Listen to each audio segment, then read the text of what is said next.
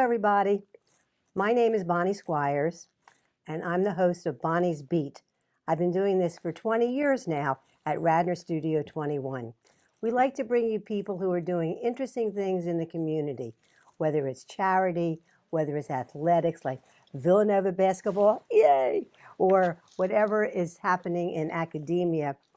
But sometimes we find somebody who I've never heard of before, who's doing something so unique that we had to book her for the show. So today we've got Darla DeMorrow. Her title is a Certified Professional Organizer and Certified Professional Photo Organizer. She's also an author, but her company is called HeartWork Organizing. And I wish I had met Darla before I had to clean out my late mother's apartment, because my house looks like the hoarders right now. I've got boxes and bags everywhere. But Darla, welcome to Bonnie's Beat. Thank you for having me on. And I brought lots of photos, so you'll tell us what can be done with photos to organize them. Although I became very good on Snapfish of making photo albums. Right. But then I found so many photos, that are just kind of lying around, even the ones I put in little albums. This was my trip to Tunisia. Oh, I can't wait to look through this with you. I haven't seen any of these, but I was so impressed with the article that you wrote about going through your mother's things and, having to deal with the stuff. And you were so generous in naming everybody that had a hand in helping you clear her apartment out and going through all of those things. And then twice in the article you mentioned, just almost as an aside, oh, and by the way, we still have to deal with the photos. Oh, yes. And I'm sure this is only a handful of what you brought home from your mother's house. Oh, please, bags after bag after bag. Yes. And maybe a few shoe boxes in there. Shoe boxes, cartons, everything. And then I found this cube that had, this is my mother. Aww. Oh, this gorgeous. is my father. Mm-hmm. This was my son when he was an infant. Right. This is my daughter when she was a toddler. And I love these old photos. What year would you guess maybe that photo was taken of your mother? Long time ago. She lived to be 101. Oh, wow. And people told me, because I used from her 99th birthday party, that's the photo that I used in the Inquirer for the obituary. Yeah. And everybody said, we saw this beautiful woman. I said, yeah, she looked pretty good, 101. Nobody believed it, yeah. Yeah, and I love the title of your article, I think was something like 100 years worth of memories.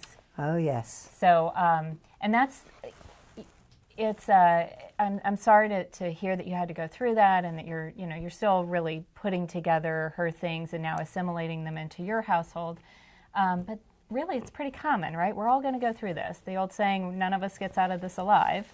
But the photos, however, can live on. And in fact, that's what tells our story to the next generation. And even, you mentioned your son, your daughter. Sometimes the kids aren't so interested in those stories until very late in our lives or until we're not there to tell them anymore. So as a professional photo organizer, I love being able to sit with people knee to knee like we're doing now, look at your photos and help you tell your story in the way that you want to tell it. And sometimes it's by looking at very old photo artifacts like this, it's a gift back in the day. If I'm right, the top comes right off of this. Yes.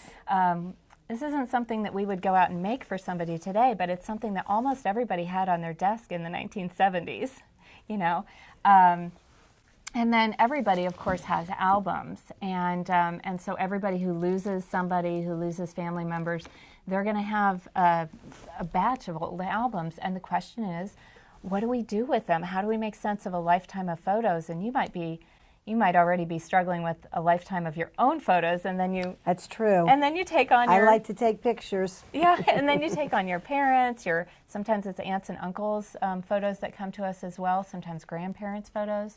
I was working with somebody last week, and her photo collection went all the way back to 1918. So if I have my years right, that's truly 100 years worth of photos. And they were her family's photos and, her grandparents, great-grandparents. And so that photo that she was holding in her hand that I was helping her with, that is probably the only copy of that photo. Now, back in the 70s and 80s and even into the 90s, you and I were still getting rolls of film developed. Oh, yes. And we always made doubles. I did. I always had 2 of everything made. Yeah, yeah. So really, a lot of our photo collection is those duplicates that are sitting around. But now here you are. You've got your part of your mother's estate dealt with. You know, you're still dealing with some other things, but now you've got these photos. And the question is, what are we going to do with them, right? Absolutely no time to think about that. Okay. Absolutely not. So that's pretty common again, right? We're taking, I mean, how many photos did we take yesterday? You and I between us could have taken 100 photos, right? Right.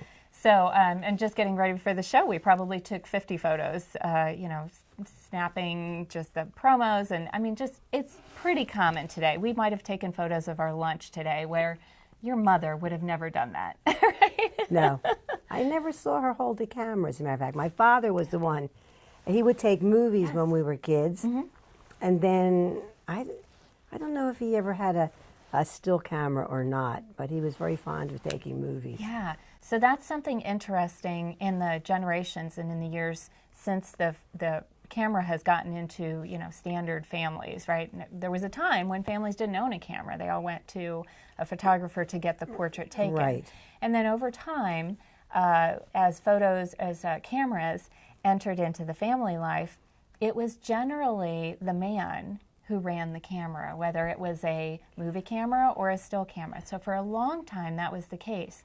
Now, with the advent of smartphones and digital cameras, it's shifted entirely 180 degrees, and mostly women now are the caretakers of our family's memories. I don't know why that is, but we've actually called the last 10 years of history, right into the 2000s and early, and all the way up to 2018, we've called it the decade of disappearing moms. And the reason is moms have become the takers of pictures. So I'm always behind the camera when I'm going to photograph for a client or a family affair, and sometimes I forget to get in a single picture. Yes. Yeah, right. You're not alone. So many. That's why we call it the decade of disappearing moms. Right. Because the women are behind the camera now, and the men are saying, "Oh, I know, she'll be the one to take the album, to put the album together, to take the photos, to edit the photos." And there's, you know, as many photos as we're taking, there's a lot to upkeep. So, so now here you are with shoe boxes and albums and cardboard boxes full of photos, and haven't had a moment to spare to think about what to do with them. Right. You have children. Yep. You have grandchildren. Yep. You have nieces and nephews. Yep. Right? And chances are that while some of these photos were in your mom's care, there might have been people in the next generation who have never seen those photos, or at least some of them, right? So now you get to bring them out to the light of day and to look at them, see what's in good condition and what's in poor condition, and what still has memory. And what still has meaning for you. And there are probably photos in her collection where maybe you don't even know people in those photos. That's true. My grandparents, my mother had made this gorgeous, or whatever photographer she hired, in 1959 for my grandparents' 50th wedding anniversary. She had a huge formal dinner dance at Zion Temple when it was in Winfield. And I came across that while I was cleaning out all my mother's belongings in her late apartment. And it was just wonderful. And I didn't know a lot of the people in there. I recognized like one person at each table. I said, "Oh, these are employees of Aponic and Sons," or "These were the neighbors from Bryn Mawr Avenue." Right. But, and then all the, the relatives were lined up, my aunts and uncles and my parents. And I was there with my cousins. I thought, was I ever that young? Right. Yeah, we always look at those photos and say, wow, that was, they look so young in that photo, or I look so young in that photo. That's the one thing, I talk to a lot of moms today, and they're always saying, "Oh, I don't want to be in the picture because my hair's no good today, or I've got an extra few pounds I'm carrying." And you know what? The one thing we know for sure is that 10 or 20 or 30 years from now, that picture you took today when you didn't look so great, you're going to look fabulous. Right. Right. Well, I always like to find out the background of my guests. So Darla says, this is the first time we've met. Yeah. Tell me about Darla DeMorrow. Where did you grow up? Where'd you go to high school? Where'd you go to college? What'd you major in, and so on? So I grew up in the Midwest. I'm from Indiana originally. And I went Where in Indiana? So I always say by near Notre Dame. If you know, Notre Dame is in South Bend, Indiana. And I grew up in a little tiny town that wasn't even on the map for a very long time called Bristol, Indiana. So I went to a very small sort of regional school.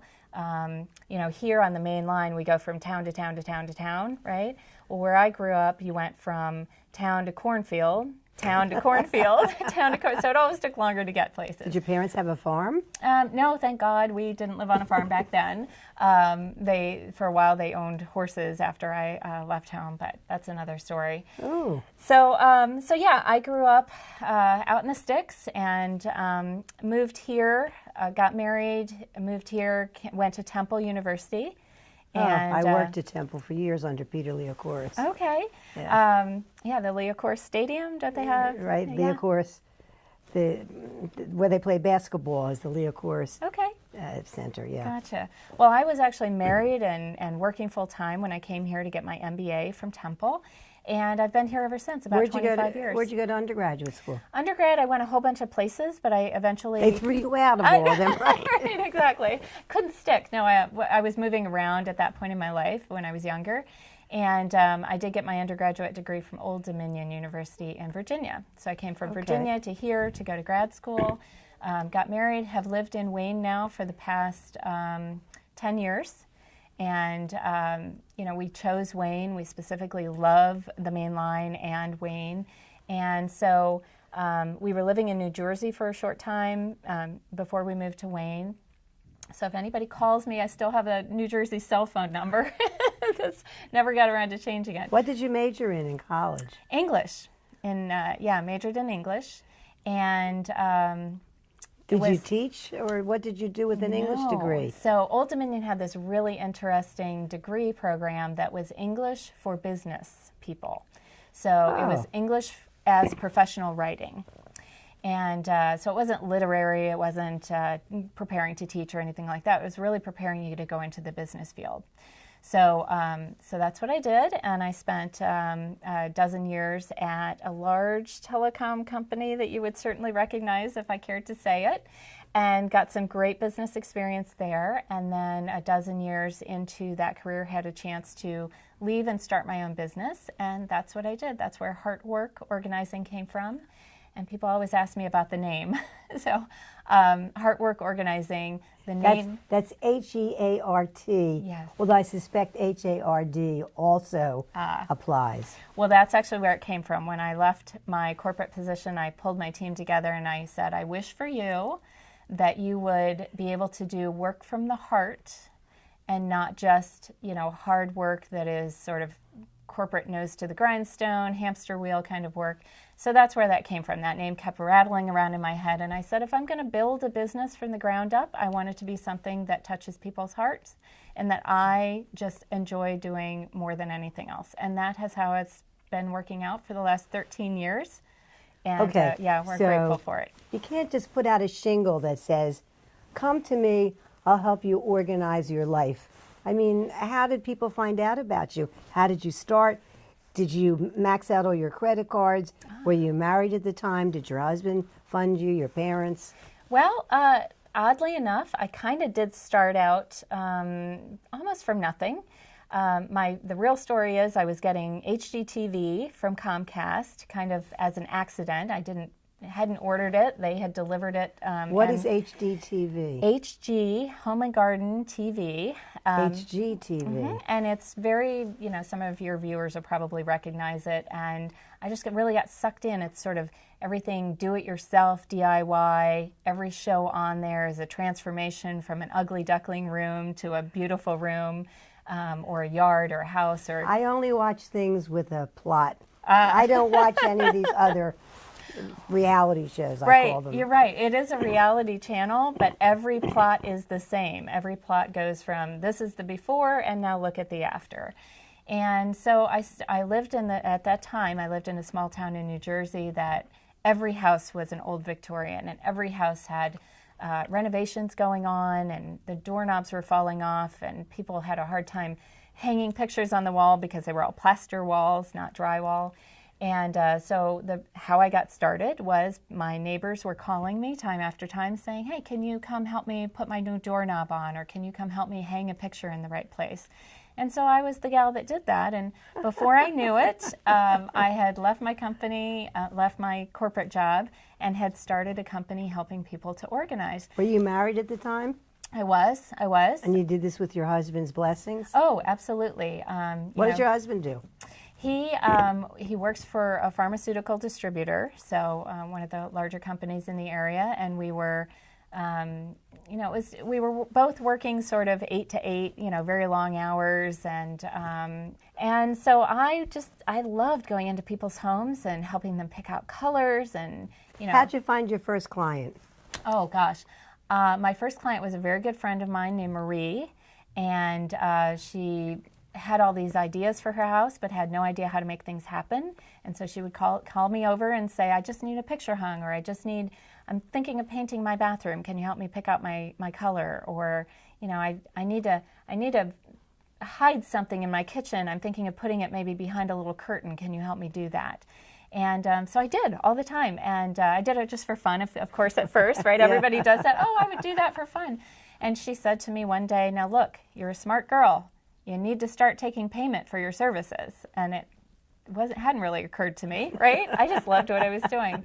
So I did. I took her advice, and I found out that, in fact, there were a lot of people who were like I had been, too busy, right? Not spending a lot of time at home, but still wanting to have a beautiful home. And they were willing to hire help to have the beautiful home that they wanted. So I became their organizer, I became their decorator.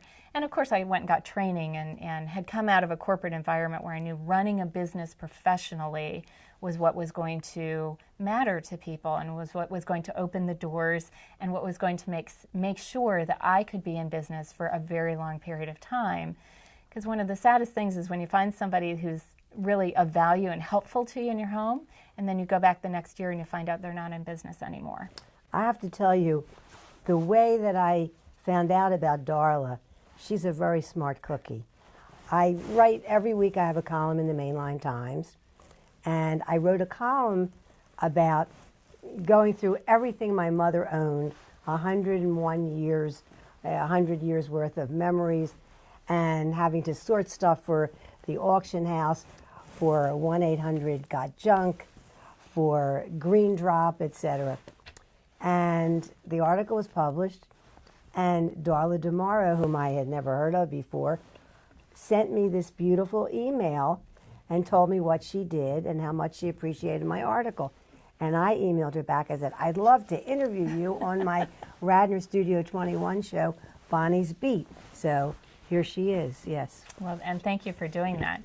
Because your situation of going through, losing your family member, losing your mom, and having to then sort of sift through her things, that's pretty common, right? We're all going to go through that at some point, or we've gone through it already. And we talk about the sandwich generation, which I'm kind of in that sandwich generation, taking care of young kids and also worrying about, folks in my family who might be passing on soon or who have passed on. I was really close with my grandmother, and I talked with her, and I got one of my favorite pictures of her as a teenager. So this was in the 19-teens, right, when this picture was taken. And I asked her if I could have that picture before she had passed on. This was a couple of decades ago, actually now, and she took it off the wall where it had been hanging my entire life and said, "Here, you should have this." And to this day, that picture is one of the few pictures that I actually always prominently display in my home. And you're also an author. Mm-hmm, yeah. Now, this book, Organizing Your Home with Sort and Succeed, I wish I had a book like this before I threw everything in trash bags and dragged them to my house. Yeah. And my house looks like an episode of The Hoarders right now. Well, So we're going to have to work on that. yes. So 5 simple steps to stop clutter before it starts, save money, and simplify your life. Right. By So Darla DeMorrow. Thank you. So the SORT stands for start, organize into groups, reduce, release, and reset. The T stands for tweak, and succeed is the 5th step. That's once you get an organizing project done, celebrate your success, because who else is going to do it? You know, pat yourself on the back and say, yay, I finished this project. But it's a very short book. I designed it to be able to be reading it in just 1 hour. You don't have to read it all in one sitting, but you know, to be able to read it in an hour and then to go and do an organizing project, whether it's photos or whether it's, you know, whatever else is in those bags in your house right now. I don't even know what's in the bags because I collected so much stuff. Yeah, it's pretty common again. So when we, you know, when let's say you and I get together and, you know, the word I hear so often is overwhelmed, right? That's a good word, yes. Overwhelmed. I had all of my stuff, and now I have some of her stuff too.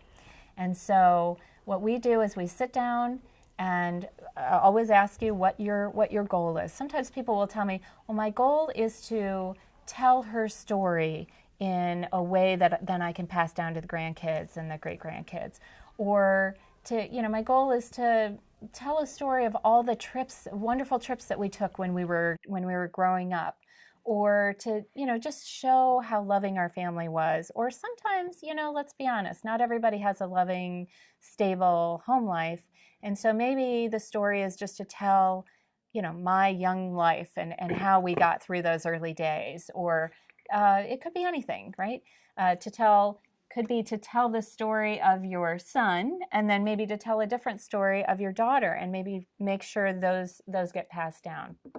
When my grandmother was she was probably in her 70s, and she was not doing so well health-wise. She was still kind of with it on some days and not so with it on other days. She did not live to be 101 like your mother.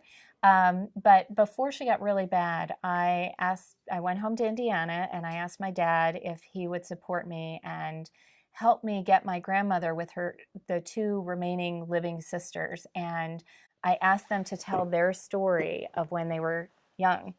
And now here's something you didn't know about me. My family is actually from the Studebakers. South Bend, Indiana is where the factory used to be. So your family owned the factory? Well, not my family. There's no money left. Don't go looking for that. But my grandmother's maiden name was Studebaker. And I didn't even know there were people named Studebaker. There, in fact, were. We came over from Germany, and originally, before it was a car company, it was a wagon company. And people here understand that from Conestoga Road. Conestoga wagons were what they originally built. And so they made wagons, and then they transitioned over into automobiles, and the factory was in South Bend, Indiana, not too far from Detroit, actually. Do you have any relics from the Studebaker factory? I don't personally, but there is a Studebaker Foundation based in Ohio that handles all of these artifacts and these treasures from. They have any old cars? Oh, I'm sure they do. Wow. Yeah. You've never been? I have never been there, but when I did this project with my grandmother, what I got was a lot of good information about her childhood. And of course, she grew up as a Studebaker. So when we went through and put this what I call a legacy project together, it was a combination of some photos of hers, some live videotape that we taped when she was in her 70s of her and her sisters telling the stories. And we put this all together into a project. And back in the day, we put it on a CD. Actually, I take that back. It was on a VHS tape. It was that long ago that we did it. And I think some of us will remember what a VHS tape is. Right. About this big, a little bigger than a sandwich. But yeah, if you have any VHS tapes, and you probably do from your mother's collection, you need to get those transferred over now because they're very fragile. They're not in great condition. And so I, in fact, did that with my grandmother's legacy project. We had this all produced. This was way before I was a professional photo organizer, by the way. But we had this produced into a legacy project that ran about 20, 30 minutes. with still videos, with audio, with her information. And then only a few years ago, I transferred it over to DVD and into digital. So, and you just slip it into your computer, right? Yep, I can play it on any medium, can put it on a flash drive or a hard drive, and now that can be passed down to my children. How do people get a copy of Sort and Succeed? So they can go to Amazon, of course, and they can go to my website, which is heartworkorg.com. Heartworkorg.com. Right. Okay. And what project are you currently working on? Are you free to say? Well, I think I'm working on yours next. I don't know if I have time to Sort and Succeed. We will. We'll get through it. Because you know what? The thing about this, and this book really talks about organizing your home, but it's the same 5 steps no matter whether you're working on photos or whether you're working on even organizing your finances or cleaning out your refrigerator. It's the same 5 steps. First of all, if you never get started, you'll never get finished. So we work on starting, and just a little bit at a time, just saying, okay, this album is, it's full of pictures, some of which are arranged and some of which are loose, and which ones have so much meaning to them.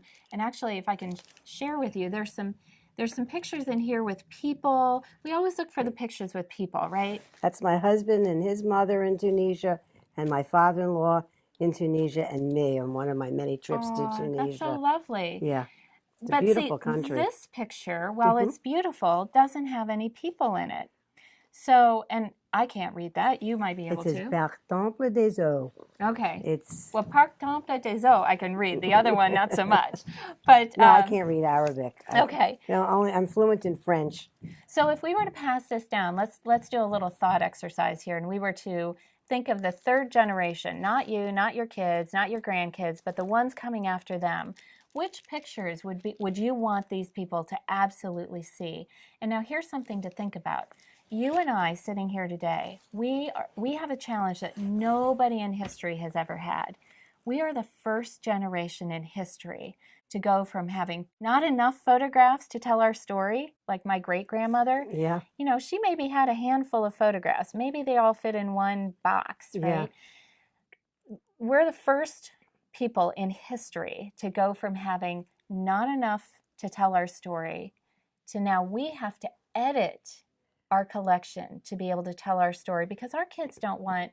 I have 53,000 photos, Bonnie, on my iPad. I have 53,000 photos. I'm still using a BlackBerry. If it's good enough for President Obama, it's good enough for me. But who wants to look through 50,000 photos? Yeah. Nobody. Now, what do I do with this picture of a friend and a client, Representative Jim Roebuck? I sent him to have his picture taken when Obama came to West Philly campaigning. Right. So what do we do with this? So is this your picture? Yeah. Well, I didn't take it, but he got a print made and gave it to me. Awesome. Well, if this is a memory of yours, even though you're not in it, if this is significant to you. I saw him go into the tent to get his picture taken. That's amazing. I made him go over there. Yeah. Well, so this is something that, is part of your history. So it's in a physical format. If you and I touch it too much, it's going to get oils and fingerprints on it, so there's potential damage. You can see it's already starting to get wrinkled. And after too long, not after too long actually, because it's a color print, the color is going to fade out.